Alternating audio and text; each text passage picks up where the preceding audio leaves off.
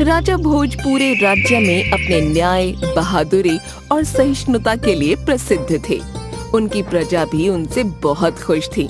उसी राज्य में एक बूढ़ा ब्राह्मण अपनी पत्नी के साथ रहता था। सुनिए जी, घर का सारा राशन खत्म हो गया है।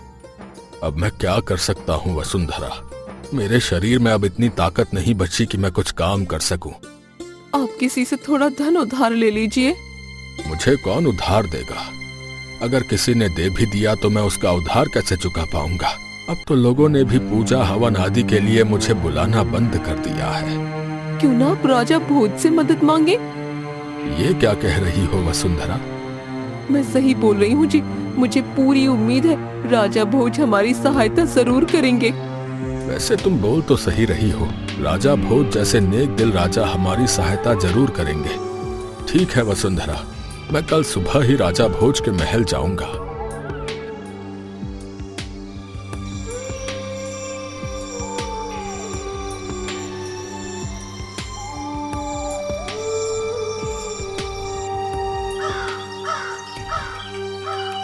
अगले दिन दीनदयाल राजा के महल की ओर निकल जाता है।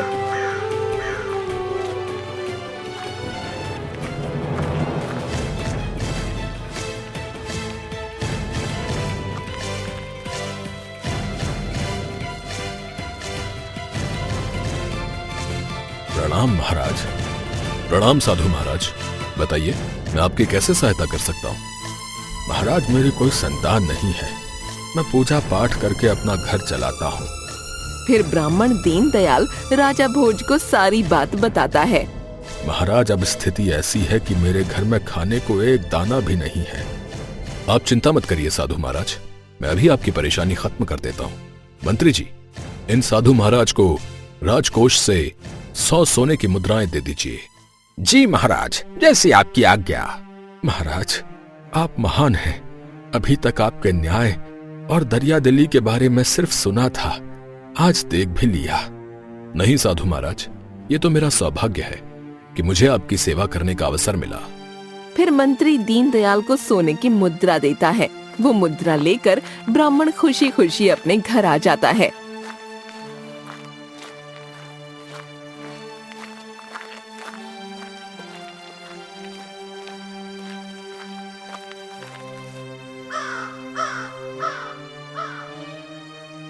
वसुंधरा, मैं आ गया। अरे, आ गए आप? महाराज ने की आपकी मदद। अरे, तुम सुनोगी तो खुशी से पागल हो जाओगी। फिर दीनदयाल वसुंधरा को वो पोटली दिखाता है। इस पोटली के अंदर क्या है जी? इस पोटली के अंदर 100 स्वर्ण मुद्राएं हैं। स्वर्ण मुद्राओं का नाम सुनते ही वसुंधरा की खुशी का ठिकाना नहीं रहता। आप सच बोल रहे हो जी? हाँ हाँ वसुंधरा, मैं सच बोल रहा हूँ। फिर दीनदयाल उसे पोटली देता है। अब ऐसा करो, इस पोटली को कहीं संभाल के रख दो। फिर वसुंधरा उस पोटली को एक बक्से में रख देती है। कल बाजार जाकर मैं सारा जरूरत का सामान ले आऊंगा। वो दोनों रात भर ऐसे ही खुशी खुशी बातें करते रहते हैं।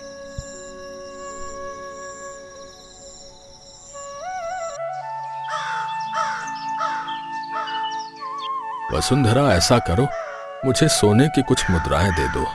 मैं बाजार जाकर जरूरी सामान ले आता हूँ। ठीक है जी, मैं अभी लाती हूँ। वसुंधरा जैसे ही बक्से को देखती है तो चौंक जाती है।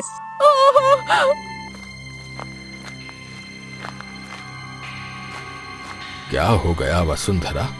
तुम इतनी जोर से क्यों चिल्लाई? मैंने कल पोटली इसी बक्से में रखी थी, अब इसमें नहीं है। क्या? ये क्या बोल रही हो?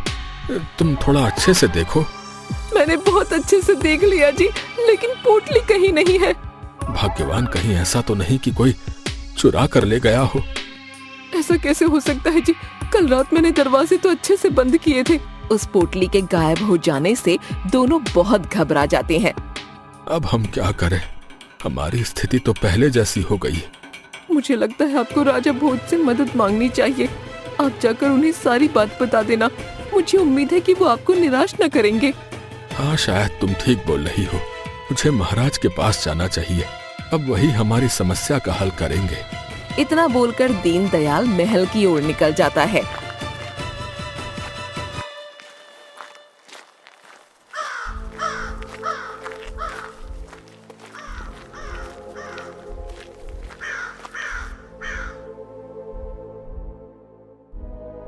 प्रणाम महाराज। प्रणाम साधु महाराज। बताइए आपका कैसे आना हुआ? फिर दीनदयाल राजा भोज को सारी बात बताता है। पता नहीं महाराज, वो स्वर्ण मुद्राओं की पोटली कहाँ गायब हो गई। कोई बात नहीं, आप परेशान मत होइए। मंत्री जी, इन साधु महाराज को 100 स्वर्ण मुद्राएं और दे दीजिए। फिर मंत्री दीनदयाल को और मुद्राओं की पोटली दे देता है। महाराज, आप बहुत दयालु हैं। मैं आपका ये उपकार जीवन भर नहीं भूलूंगा। नहीं साधु महाराज, ये तो मेरा कर्तव्य था। वो राजा ही क्या जो अपनी प्रजा को खुश न रख सके। फिर दीनदयाल वो पोटली लेकर अपने घर वापस आ जाता है।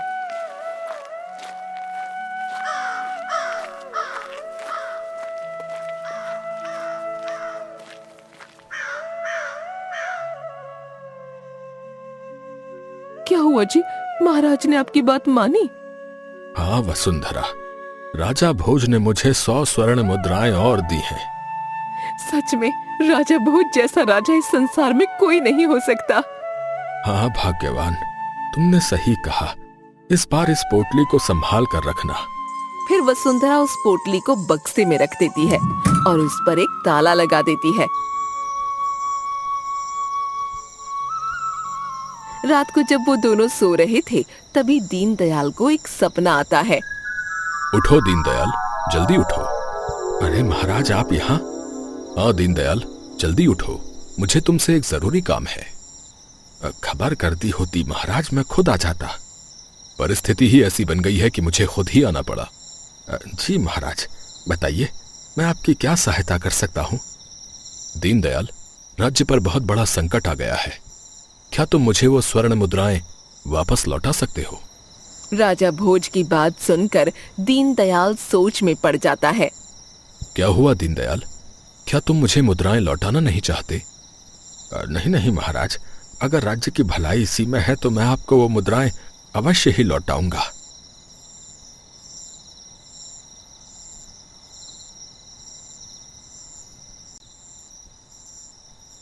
फिर दीनदयाल राजा को वो पोटली दे देता है।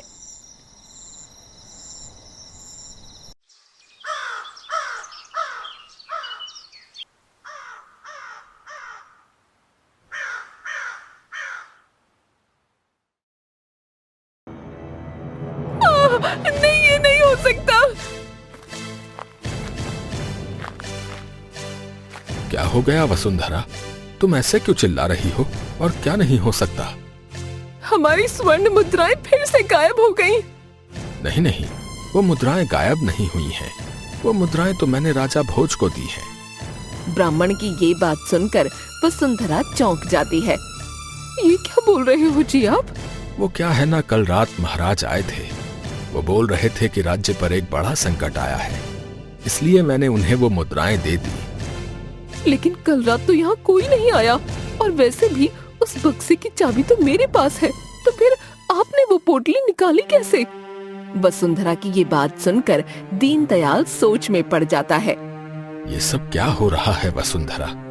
मेरी समझ में तो कुछ नहीं आ रहा। ऐसा करिए, आप अभी महाराज के पास जाइए और उन्हें सारी बात बताइए। क्या पता वो इसका भी कुछ हल निकाल दे। नहीं वसुंधरा, मुझे नहीं लगता कि अब महाराज मेरी बात पर यकीन करेंगे। नहीं जी, आपको महाराज के पास जाना चाहिए। मुझे पूरी उम्मीद है महाराज आपकी सहायता जरूर करेंगे। वसुंधरा के इतना बोलने पर दीनदयाल मान जाता है और राजा के महल चला जाता है। प्रणाम महाराज। प्रणाम साधु महाराज, बताइए मैं आपकी कैसे सहायता कर सकता हूँ? राजा का चेहरा देखकर दीनदयाल की हिम्मत ही नहीं हो पा रही थी कुछ बोलने की। क्या हुआ, आप कुछ बोल क्यों नहीं रहे हैं? किस मुंह से बोलूं महाराज, कल आपने जो पोटली मुझे दी थी। फिर ब्राह्मण राजा को सारी बात बताता है। सुबह उठकर देखा तो वो पोटली गायब थी। तभी राज्य का मंत्री गुस्से से बोलता है।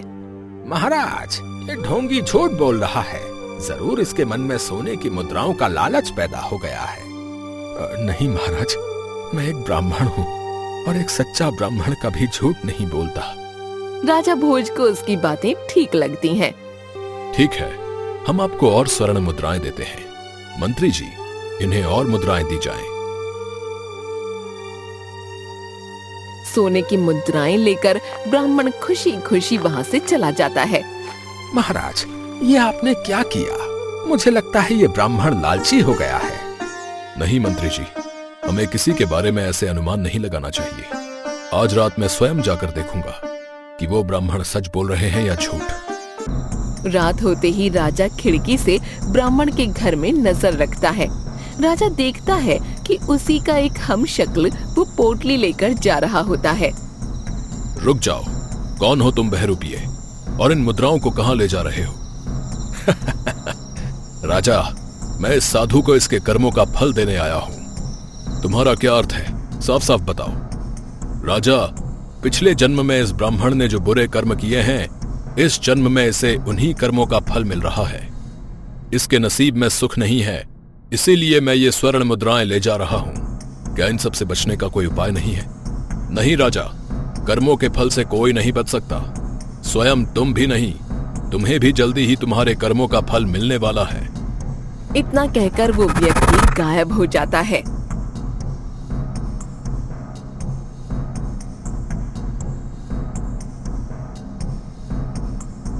मंत्री जी, आज हमारा शिकार खेलने जाने का मन हो रहा है।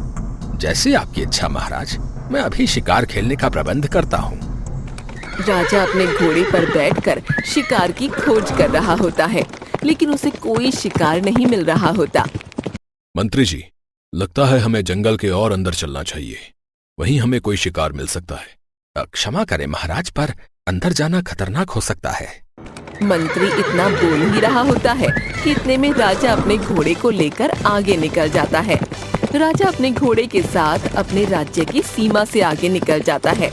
राजा भोज एक पहाड़ी से जा ही रहा होता है, तभी उसके घोड़े का पैर फिसल जाता है और वो खाई में गिर जाते हैं। अरे उधर कौन पड़ा है? गंगू तेली जल्दी से राजा भोज के पास जाता है। अरे ये तो कोई धनवान व्यक्ति लगता है, लेकिन इसकी ये हालत कैसे हो गई? फिर गंगू तेली राजा भोज को उठाकर अपने घर लाता है। चलो अच्छा हुआ भाई, तुम्हें होश आ गया। तुम हो कौन और कहाँ रहते हो? राजा भोज उसकी बात का कोई जवाब नहीं देता। शायद ये मेरे कर्मों का ही फल है जो मुझे भोगना पड़ रहा है। क्या हुआ भाई, तुम कुछ बोल क्यों नहीं रहे हो? चलो कोई बात नहीं, तुम्हारा मन नहीं है तो मत बताओ। ऐसे ही कुछ दिन बीत जाते हैं। सुनो भाई, तुम मुझे अपने बारे में तो कुछ नहीं बता रहे। तुम जब तक चाहे मेरे पास रह सकते हो, लेकिन मेरी एक शर्त है। कैसी शर्त है तुम्हारी? तुम्हें मेरे साथ काम में हाथ बटाना होगा। मुझे तुम्हारी ये शर्त मंजूर है। ठीक है तो भाई, आज से ही लग जाओ काम पर। फिर गंगू तेली राजा भोज को अपने साथ काम पर लगा देता है।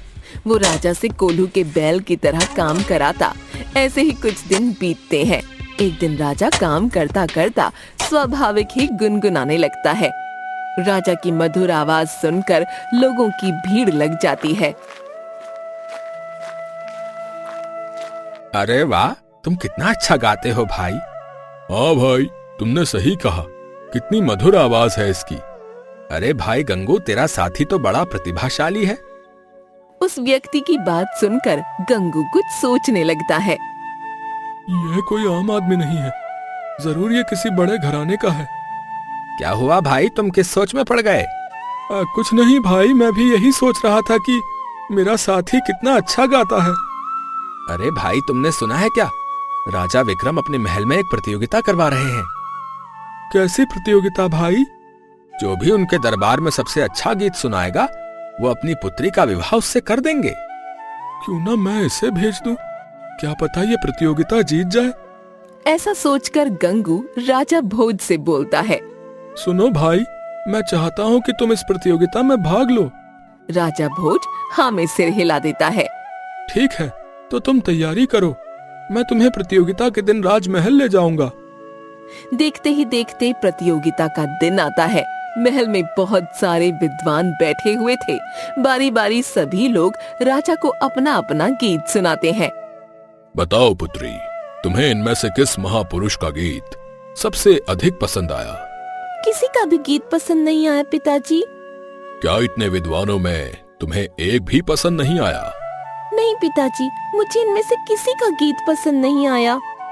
ठीक है पुत्री, तुम्हारी जैसी इच्छा। इस प्रतियोगिता को यहीं विराम दिया जाए।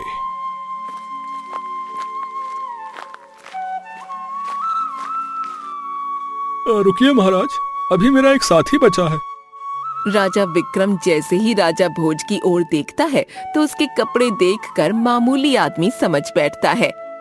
यहाँ इतने सारे विद्वान मेरी पुत्री को पसंद नहीं आए, तो इस मामूली से व्यक्ति की इनके आगे क्या मिसाल? पिताजी, फिर भी एक बार मौका देकर देखते हैं ना। ठीक है पुत्री, तुम कहती हो तो ठीक है, मैं तुम्हें भी एक मौका देता हूँ। राजा विक्रम को राजा भोज से ज्यादा उम्मीद नहीं थी, लेकिन जैसे ही राजा भोज गाना शुरू करते हैं तो पूरा दरबार चौंक जाता है। जैसे ही गीत खत्म होता है, सभी लोग तालियां बजाने लगते हैं। पिताजी, मुझे इनका गीत सबसे ज्यादा पसंद आया है, मैं इनसे ही विवाह करूंगी। ये विवाह नहीं हो सकता। क्यों महाराज, ये विवाह क्यों नहीं हो सकता? अपनी औकात मत भूलो तुम लोग। तुम ठहरे मामूली व्यक्ति, तुम्हें पता भी है कि एक राजकुमारी से विवाह करने के लिए क्या क्या गुण होने चाहिए। महाराज, मुझे ये कोई आम व्यक्ति नहीं लगते, इनमें भी कोई ना कोई गुण अवश्य ही होंगे। राजपुरोहित जी, इन मामूली से लोगों को एक राजा के गुण के बारे में बताइए। महाराज, एक संपूर्ण राजा के अंदर राजा भोज जैसी कौशल, विवेक, वीरता, विनम्रता, साहस होने चाहिए। सुना तुम लोगों ने एक वीर राजा के गुण। हमें इस बात का अफसोस है कि हम कभी उस महान राजा भोज से मिल नहीं पाए। तभी राजा भोज अपनी चुप्पी तोड़ते हुए बोलते हैं। महाराज, मैं ही हूँ राजा भोज। राजा भोज की ये बात सुनकर राजा विक्रम चौंक जाता है। क्या ये आप सच कह रहे हैं? परंतु आपकी ये हालत? महाराज, ये सब मैं अपने कर्मों के फल स्वरूप भोग रहा हूँ। फिर राजा भोज सारी बात बताता है। हमें क्षमा करना राजा, हमने आपको पहचानने में भूल कर दी। फिर राजा विक्रम राजा भोज को अपने गले लगाते हैं और अपनी बेटी से उनका विवाह कर देते हैं।